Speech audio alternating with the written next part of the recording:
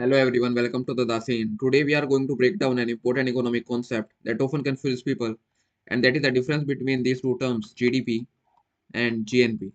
So by the end of this video, you will have a crystal clear understanding of the difference between these two terms. So let's start with our first term, that is GDP. GDP stands for the gross domestic product. It is given by the UN in the times of World War II. It is the value of all goods and services produced within a country's border in a given time period, especially a year. This includes everything produced by a business, government, and individuals inside the country, whether they are citizens or foreign companies operating there. So let's discuss some key points of GDP. GDP is a territorial concept. It includes production from both the citizens and foreign entities within that country. It used to measure a country's economic health and growth. For example, if a Japanese car manufacturer like Toyota has a factory in India, so the value of car produced in that factory is included in India's GDP, not in Japan, because the production happened inside India's border.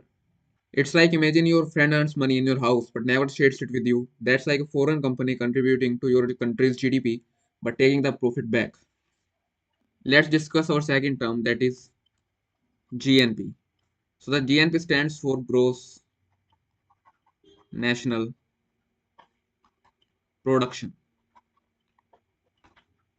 GNP is the total value of goods and services produced by country citizens whether they are inside or outside the country. This means it's an income produced by country's citizens and residents whether they are inside country or outside the country. This means it counts the income earned by nation's people and businesses no matter where they are in the world. So let's discuss some key points of GNP.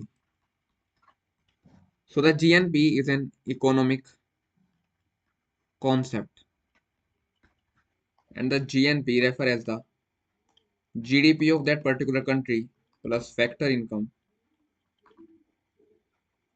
of Indian residents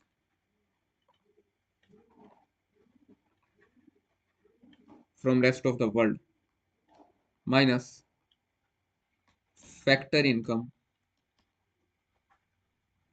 of non-residents. So let's take an example to understand this concept better.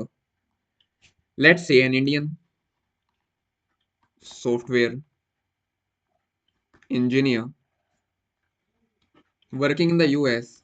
So the income he earns is included in India's GNP, not the US, because he is an Indian national. On the other hand, that Toyota factory in India, its earnings are not included in India's GNP but in Japan's GNP because Toyota is a Japanese company. It's like GNP, the DASEIN. No matter where you go in the world, she will always count you as a child and keep track of everything you earn. So in the next part of this video, we will see the key differences between GDP and GNP. I think that's enough for today. Thanks for watching.